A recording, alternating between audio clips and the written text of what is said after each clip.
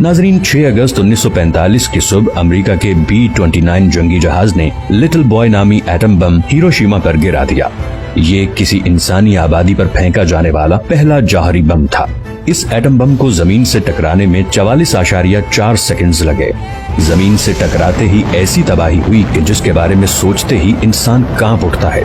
Atom फटने से पैदा होने वाली खौफनाक हिद्दत और ताबकारी ने 1,40,000 जापानी शहरियों को लम्हों में हलाक और हजारों को झुलसा दिया। उस वक्त हिरोशिमा शहर की आबादी 3,60,000 के करीब थी। 6 अगस्त को एटम बम से हिरोशिमा की तबाही के 16 घंटे बाद अमेरिकी सदर हैरी ट्रूमैन ने जापान को हथियार फेंकने की धमकी देते हुए कहा कि अगर वो अब भी हमारी शराइत तस्लीम नहीं करते तो फिर उन्हें फजा से बरसती ऐसी तबाही के लिए तैयार रहना चाहिए कि जिसकी मिसाल इस दुनिया में पहले कभी मौजूद नहीं थी। जापान अभी अमेरिका के खौफनाक एटमी हमले से संभला भी नहीं था कि 9 अगस्त 1945 को अमेरिका ने दूसरा एटमी बम जापान के शहर नागासाकी पर गिरा दिया, जिससे 70,000 शहरी लुक़्माए अजल बन गए। इस बम को फैट मैन का नाम दिया गया था। लेकिन क्या आप जानते हैं कि नागासाकी दूसरे एटम बम का असल निशाना नहीं था? व्यूअर्स, ये बात है 9 अगस्त 1945 की, जब फैट मैन नामी इस एटम बम को B-29 तैयारे पर लाद कर गिराने के लिए रवाना किया गया। बड़े से तरबूज के साइज वाले इस बम का वजन 4,050 किलोग्राम था।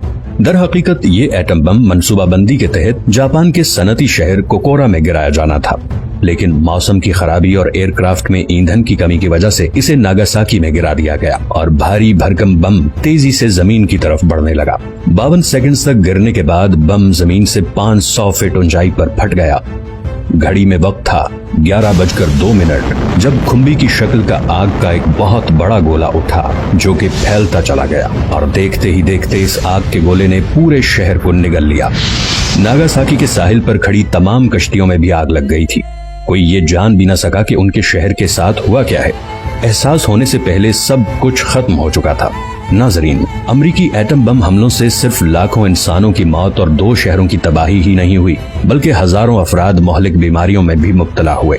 आज भी हिरोशिमा या नागासाकी में पैदा होने वाले बच्चों में कोई न कोई खल्की नक्स पाया जाता है। एटमी हमलों के बदतरीन असरात की वजह से वहाँ की जमीन पर आज भी सब्जा नहीं उगता। बिलाशुबा इंसानी तारीख में इससे बड़ा जुल्म पहले किसी ने नहीं किया जितना उस वक्त की अमरीकी हुकूमत ने किया। लेकिन इतनी तबाही के बाद भी इंसान सबक लेने को तैयार नहीं। इस वक्त भी अमेरिका समेत दीगर मुल्क एटमी हथियारों से कहीं ज्यादा तबाही फैलाने वाले मोहलिक तरीन हथियारों की तैयारी में लगे हुए हैं और इस दुनिया के वजूद को खतरे में डाल रखा है।